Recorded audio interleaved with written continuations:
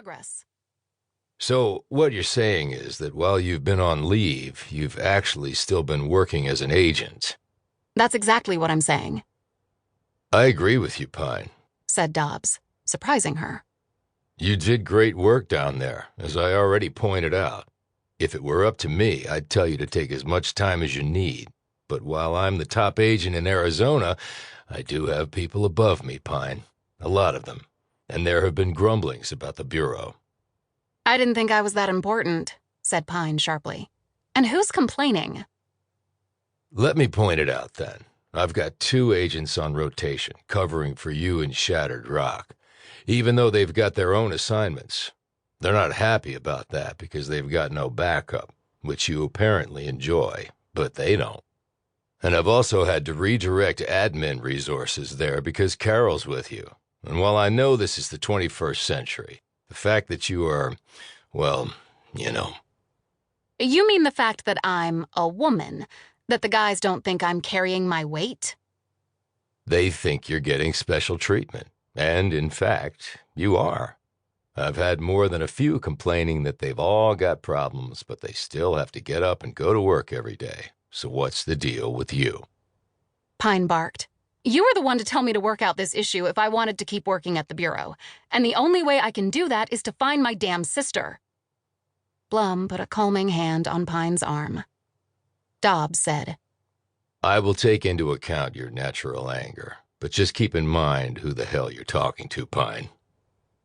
Pine took a long breath. I just need a little more time, sir. A few more days.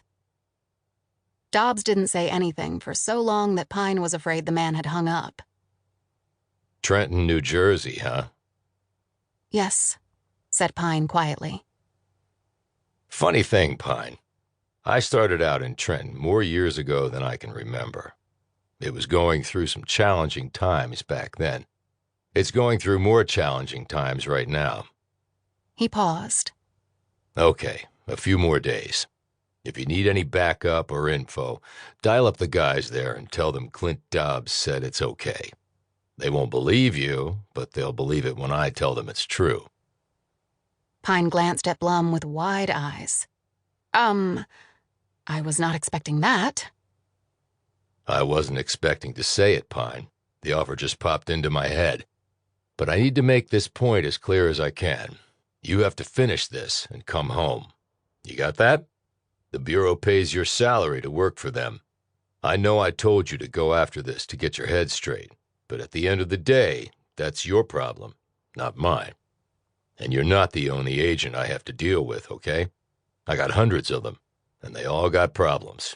You got that? Yes, sir. Got it. And I'm so grateful. Thank you for... But Dobbs had already clicked off. Pine slowly put the phone down. New Jersey, here we come. Chapter 2.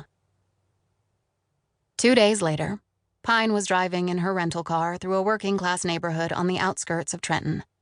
She was thinking about what she would say to Anthony, Tony Vincenzo, who sometimes stayed at the home his father, Teddy, had apparently inherited from his father, Ito Vincenzo. She didn't want to deal with the inevitable red tape of visiting Teddy Vincenzo in prison if she didn't have to. Tony was low-hanging fruit. But with her current frame of mind, if Tony chose not to help her, she might just shoot him. As the grandson of Ito Vincenzo, Tony could possibly tell her something about Ito. Hopefully where he currently was, if he was still alive. And that might lead to mercy, which was why she was here after all. The road to mercy had been long and tortuous, and some days the destination seemed as unreachable as the summit of Mount Everest. But now that Pine finally had a breakthrough in the case, she was going for it. And if it took her longer than a few days, so be it. Pine had been compelled to hunt for her sister after a disastrous encounter with a pedophile who had kidnapped a little girl in Colorado. Her rage, fueled by the memory of her own sister's abduction, had resulted in Pine's almost beating the man to death and breaking every rule the Bureau had. Clint Dobbs had given her an ultimatum: resolve her personal issues about her sister, or find another line of work.